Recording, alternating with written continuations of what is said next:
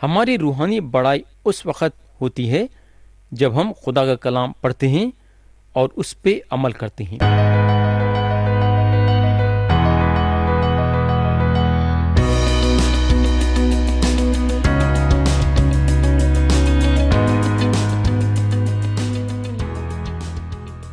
یسوع مسیح کے نام سے السلام علیکم پیارے بھائی اور بہن، آپ لوگوں کو یاد ہوگا کہ گئے وقت ہم افسیوں کے نام پولس رسول کا خط باب 4 اور اس کے پہلے 3 آیتوں پہ غور کرے تھے۔ اب ہم کلام میں آگے بڑھیں گے اور اٹھائیں گے افسیوں کے نام پولس رسول کا خط باب 4 اور اس کی آیت 4 سے 6 پڑھیں گے۔ یہاں پولس بولتے ہیں، ایک ہی بدن ہے اور ایک ہی روح، چنانچہ تمہیں جو بلائے گئے تھے اپنے بلائے جانے سے امید بھی ایک ہی ہے۔ ایک ہی خداوند ہے، ایک ہی ایمان، ایک ہی بپتسمہ، اور سب کا خدا اور باپ ایک ہی ہے، جو سب کے اوپر اور سب کے درمیان اور سب کے اندر ہے۔ تو پہلی بات جو پولس یہاں بولتے ہیں وہ ہے بدن کے بارے میں۔ انہوں بولتے ہیں ایک ہی بدن ہے۔ اب سوال یہ پیدا ہوتا ہے کہ یہ ایک ہی بدن کس کے طرف اشارہ کرتا ہے؟ یہ ایک ہی بدن وہ لوگوں کی طرف جو ہے اشارہ کرتا ہے جو یسوع مسیح پہ ایمان لائے ہیں، یعنی کہ پنتیکست کے روز سے شروع کر کے اس وقت تک جب مسیح بادلوں میں آ کے اپنی کلیسیا کو اٹھا لیں گے، وہاں تک۔ اب آپ سوچ سکتے کہ کتنے لوگ یسوع مسیح پہ ایمان لائے ہوں گے اور کتنے لوگ مسیح کے دوبارہ آنے تک مسیح پہ ایمان لائیں گے، جس کی ہم گنتی نہیں کر سکتے۔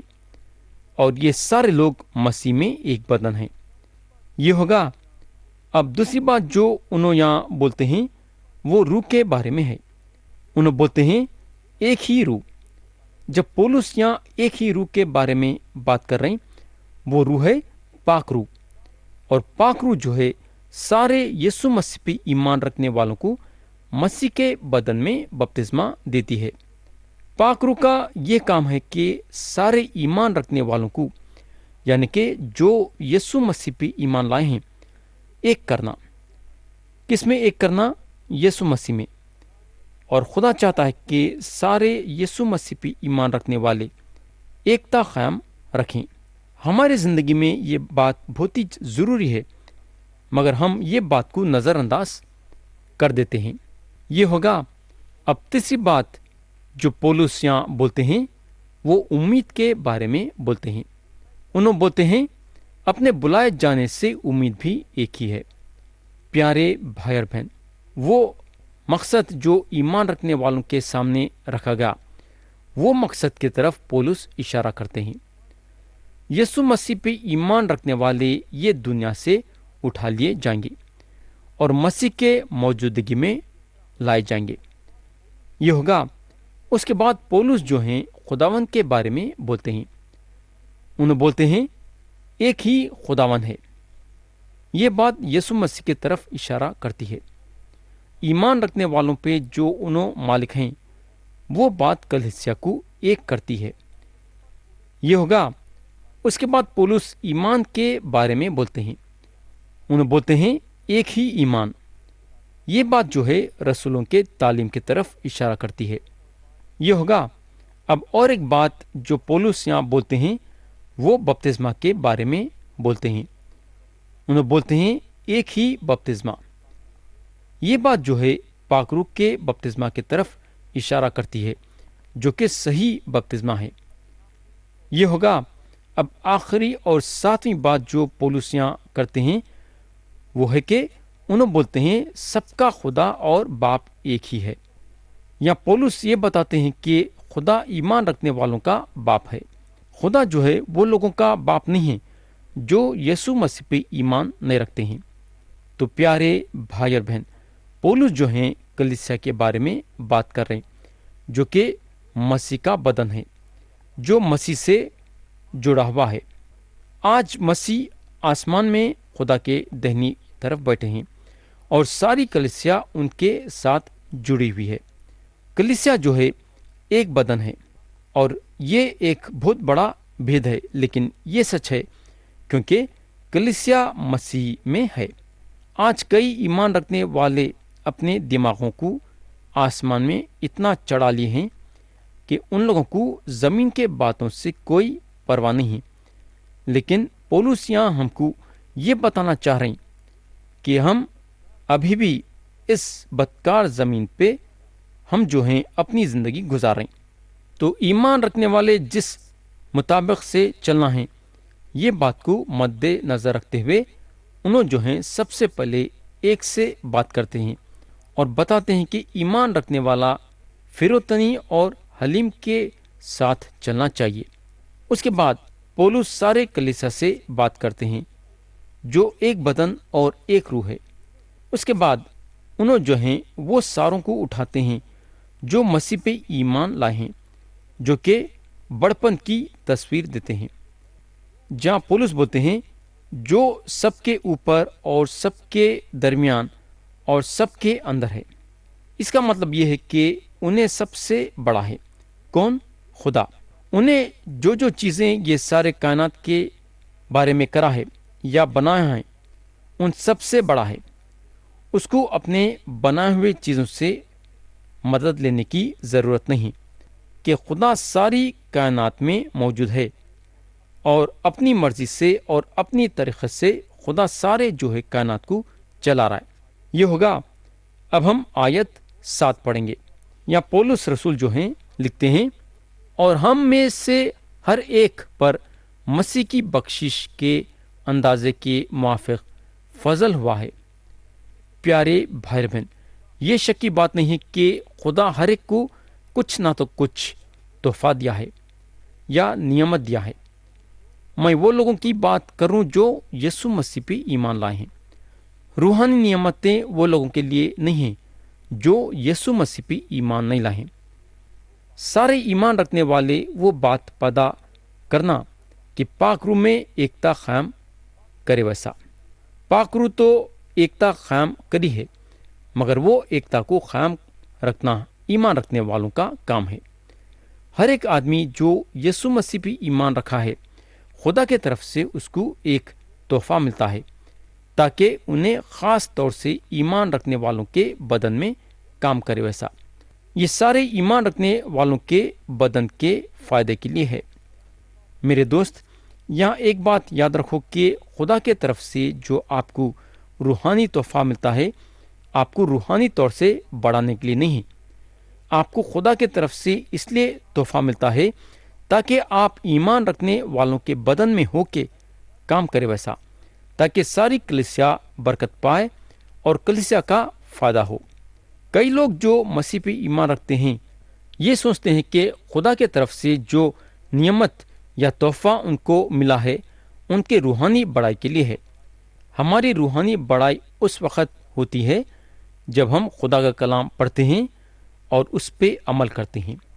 खुदा अपना कलाम दिया है कि हम उसके कलाम को पढ़ें और उस पे अमल करें ताकि हम रूहानी तौर से बढ़े। वैसा लेकिन हम देखते हैं कि ये चीज़ को हम नज़रअंदाज कर रहे हैं। हम खुदा के कलाम को ज़्यादा पढ़ना नहीं चाहते हैं। हम खुदा से दुआ ज़्यादा करना नहीं चाहते हैं। हम खुदा के कदमों पे ज़्यादा बैठना नहीं चाहते हैं। उसमें क्या हो जा रहा है बोले तो हमारी रूहानी बढ़ाई नहीं होती है। अब हम आयत 8 पढ़ेंगे। यहाँ पौलुस बोलते हैं, इसी वास्ते वो कहता है कि जब वो आलमी बाला पर चढ़ा तो कैदियों को साथ ले गया और आदमियों को इनाम दिए। यहाँ अगर आप गौर करेंगे तो ये बात जो है ज़बूर की किताब से ली गई है। ज़बूर की किताब बाब 68 और उसकी आयत 18 में लिखा हुआ है, तूने आलमी बाला को सुऊद फरमाया, तू कैदियों को साथ ले गया, तुझे लोगों से बल्कि सरकशों से भी हदिये मिले ताकि खुदावन खुदा उनके साथ रहे। अब शायद कोई ये बात पे इशारा करेगा कि यहाँ कुछ गड़बड़ी है। एफिसियों के खत में लिखा हुआ है आदमियों को इनाम दिए, और ज़बूर की किताब में लिखा हुआ है सरकशों से भी हदिये मिले। तो आप बोलेंगे यहाँ गड़बड़ी है। प्यारे भाई और बहन, याद रखो कि एक लेखक को पूरा हक है अपने खुद के लिखत को बदलने के लिए, लेकिन दूसरे किसी को ये चीज़ का हक नहीं है। तो हमारे सामने जो आयत है, पाक रूह वो लफ्ज़ को बदली है, और इसमें पाक रूह का कुछ मकसद होता है। कुछ मकसद से पाक रूह ये काम करती है।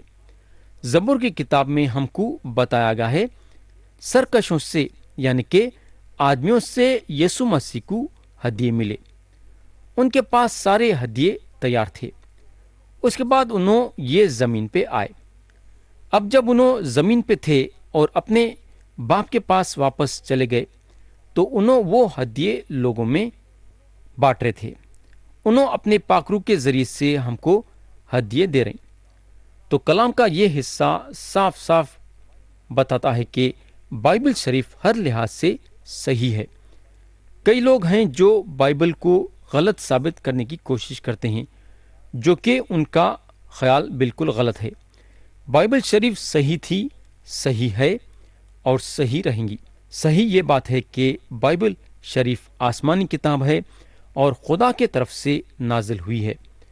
तो प्यारे भाई और बहन, हम कलाम पे वापस आएंगे और यहाँ लिखा हुआ है, जब वो आलमी बाला पर चढ़ा। ये बात जो है यीशु मसीह के आसमान में चले जाने की तरफ इशारा करती है। उस वक़्त यीशु मसीह दो काम करे। पहला काम ये करे कि उन्होंने कैदियों को अपने साथ ले लेके चले गए। ये बात जो है पुराना अहदनामा के छुड़ाए जाने वालों की तरफ इशारा करती है, जो मरने के बाद फिरदौस में चले गए थे।